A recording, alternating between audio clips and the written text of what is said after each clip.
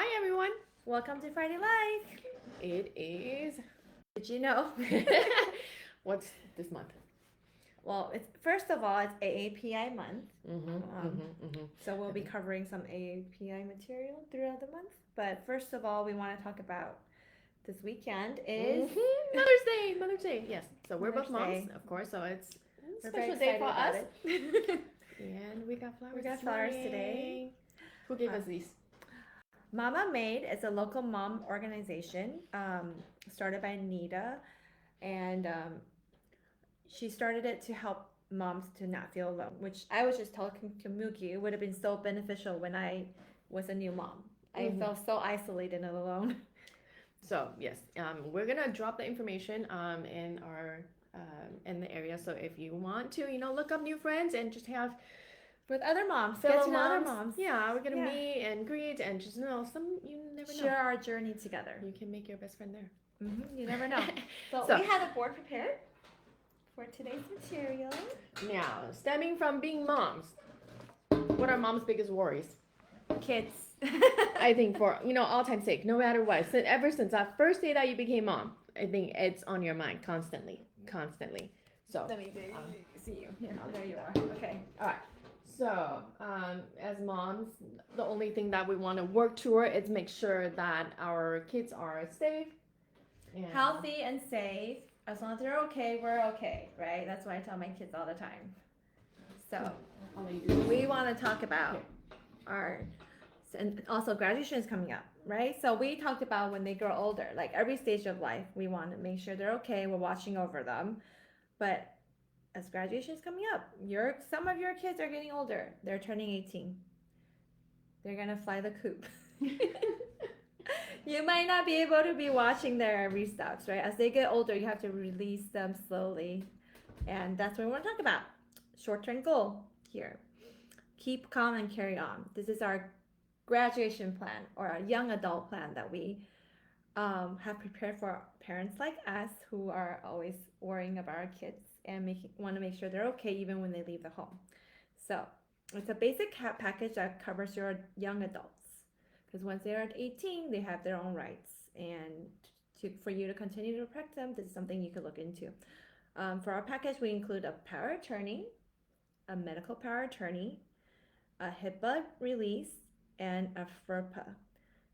We'll go through, kind of briefly discuss each one. Yeah. Okay. I'll put this board down so you can see the face. So now that's for adult children. So I think we've been through a couple of times that before they become adult, make sure for your own peace of mind you do have the guardianship plan. Yeah. Okay, that's for when they're still minors. No. Now with our package, so first off, the power attorney. So when that comes into place, power attorney usually comes into place. There are a few springing points. Normally, it's when they become incapacitated, are unable to deal with their personal or financial affairs. That's what the general power attorney will cover. So somebody whose name as the agent could step into their place and do whatever they need to do. But for young adults, there are other instances. It may not be that incapacitated. Your kid might be studying abroad.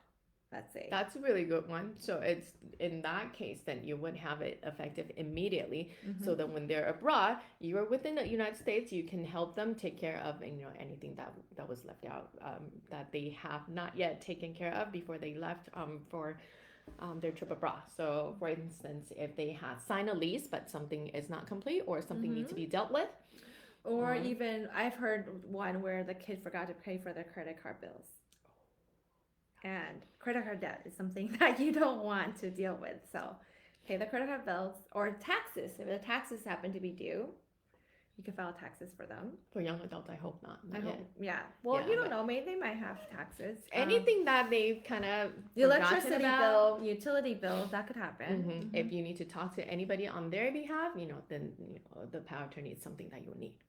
So it come in big or small instances, scenarios. So it's just something good to have. Yeah. Now, medical power attorney. So this comes in when they become incapacitated and unable to make medical decisions for themselves. So, we heard the sad story before.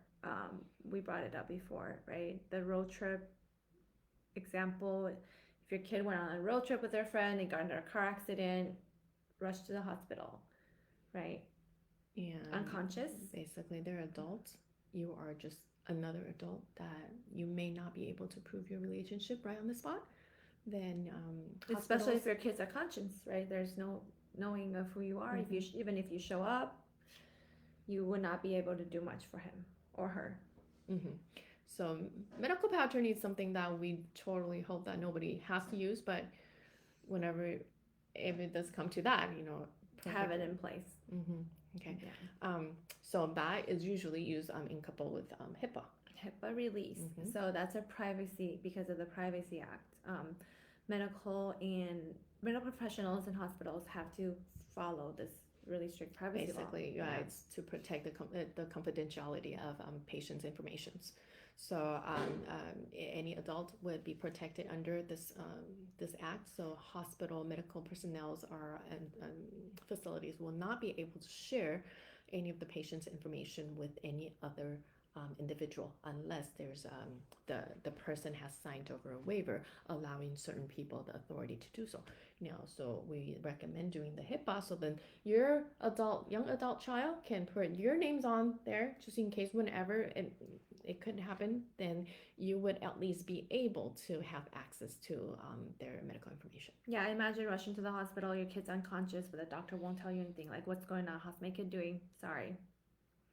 Right? So we want to make sure that no one is faced with that situation.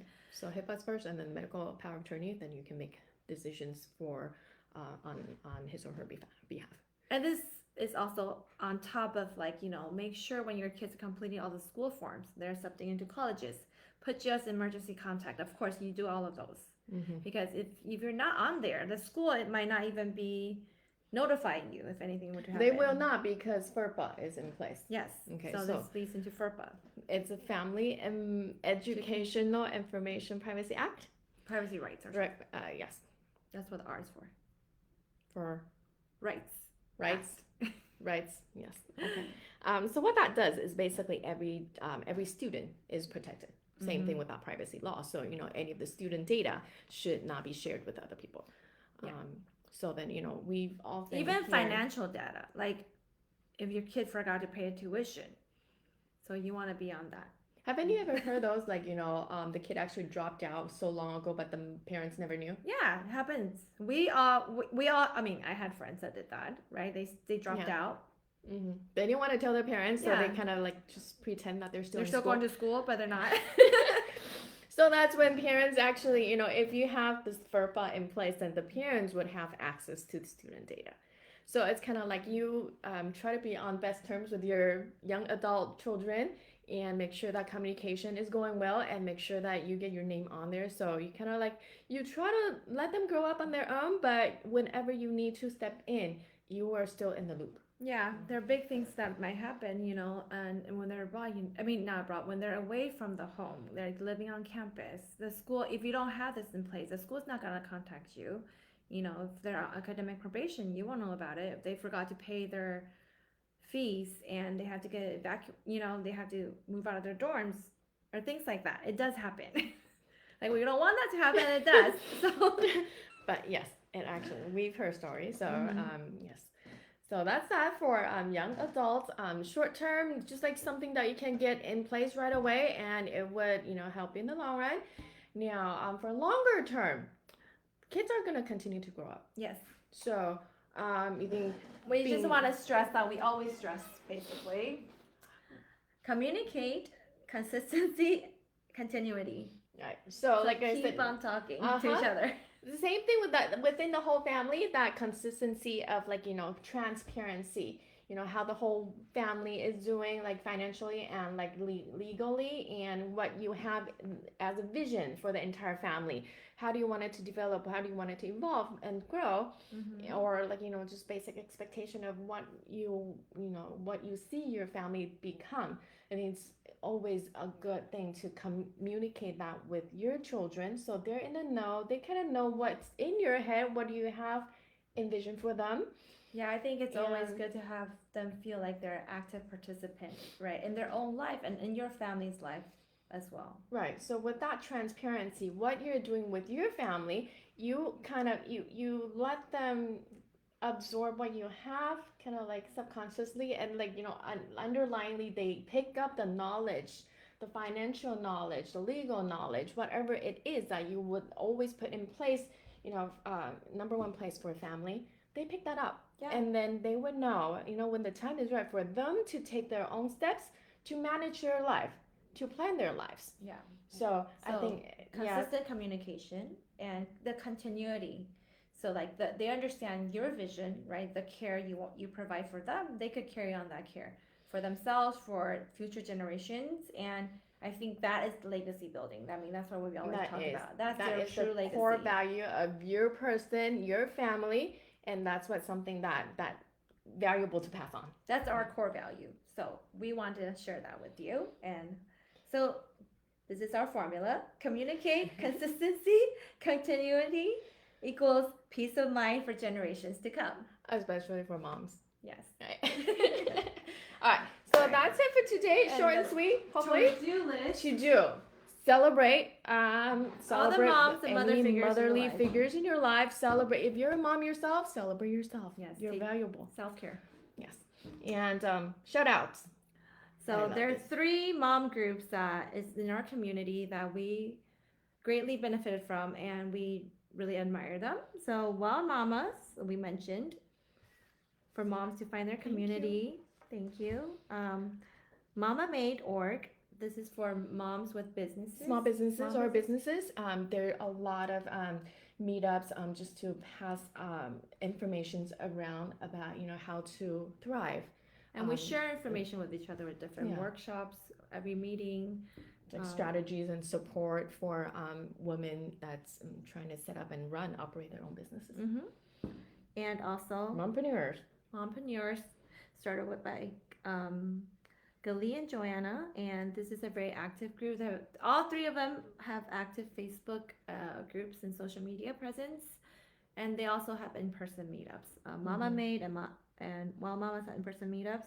I think Mompreneurs are working on that, but they're very active online.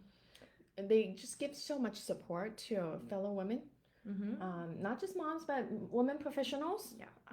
Yes. So we'll drop in their details in our comments, not comment box, but the details of our meeting in the box, our outlines and everything. If you want to get in touch with them, check them out. Reach They out. are great groups. Yes. But resources. Most importantly, moms, we're wonderful. Yeah, we're here for each other. It takes a village. Thank you. Until next week. Happy Friday. Happy Mother's Day. Bye.